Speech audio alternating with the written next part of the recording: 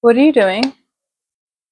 I'm working on a project for you, but I'm a little bit confused. I don't know to go with option A or option B. Oh, I see. Let me have a look.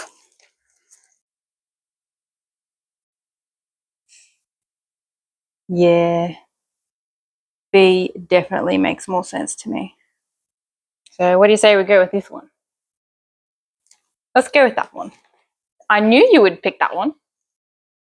Yay, I made another pattern. There were some confusing moments, but I think I worked it out. Now bear with me, it looks a little crazy my approach to this, but it will make sense in the end. But I needed some measurements, so I went right up to the crotch and figured out how wide or tight I wanted the pants, down to the knee, and then the distance between the top and the knee, how long that was.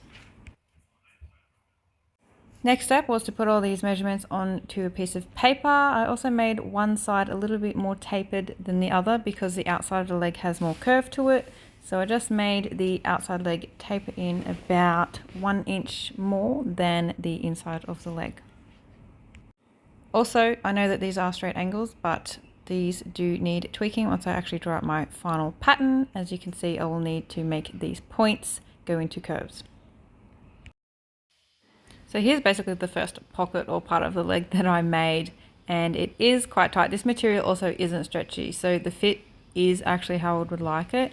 Eventually the material I do use will be more forgiving than this. Now I need to go from the knee out, make my second pattern piece. Here's how I measured it. I want the bottom to be about 20. That's the bell of the jeans.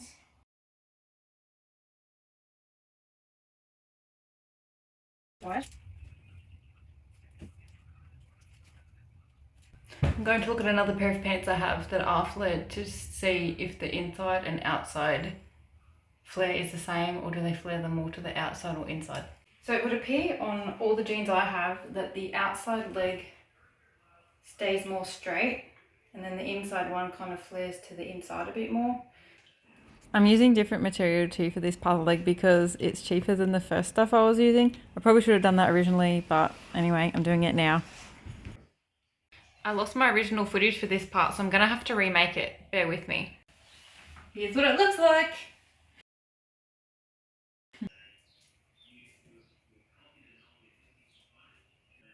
I'm now going to get all my pattern pieces together with my original shorts pattern to try and meld them all together now.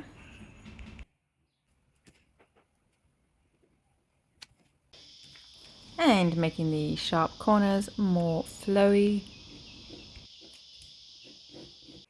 And here it is. I'm going to jump in here and say at this point in time it seems crazy that I'm doing this the way that I'm doing it. It seems very backwards. I could have just got the top pieces of my patterns to start with and formed the legs off these pieces. My brain doesn't always work in the easiest way. I feel like I do things the hardest way possible sometimes because I just feel like I need to try. So the initial part, that grey piece that I made for my leg to start with, was just because I wanted to see if I could literally just take the measurement from my body and make something that fit without it going wrong, because the amount of times I've tried to do something simple and it hasn't turned out is just like stupid. It mind boggles me. So once I got that piece to fit, then I thought, well, I may as well do the bottom of the leg. And then I thought, well, I can attach it to the top piece because I know that that shorts pattern pieces, it fits me. So I thought if I could make a leg that actually fits right, then I also just have to fit it to the shorts back. Not gonna lie, this part of the pattern got confusing for me for a little tiny bit, but I did figure it out what I had to do. I'm pretty sure it worked. Let me show you. So what you see here is too wide. So I made lines that match up on each pattern piece so that when I place this one on top, it would suit and make the corners match up correctly to the crotch seam and then evenly to the side seam as well. Put out my paper weights and all that, laid my paper underneath, made sure the grain line was correct that I drew on the bottom piece of paper that matches up with here as well. So I had to make sure that these lines were all even. The one underneath was the same as the one on the top.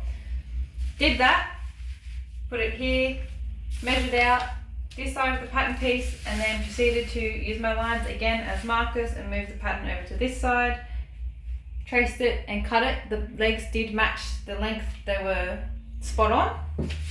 Cut that all out, and this pattern has ended up narrower automatically than the back piece because I thought I was going to run into an issue, but my back piece is naturally wider than the front on my original shorts pattern, so that was fine.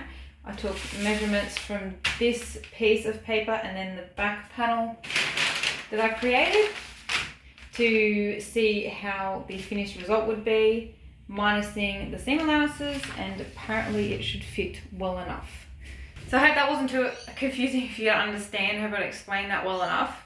I do need to make up a toile, but I don't want to use material like that white material I have. I need to get real material that I would like to make some pants out of that's got some stretch in it, and that way I can see if the pattern really works. Because with the other patterns I've made, there's always little tweaks to do. So I need to just adjust it probably as I go again until it's a good pattern for me to work on. That's it.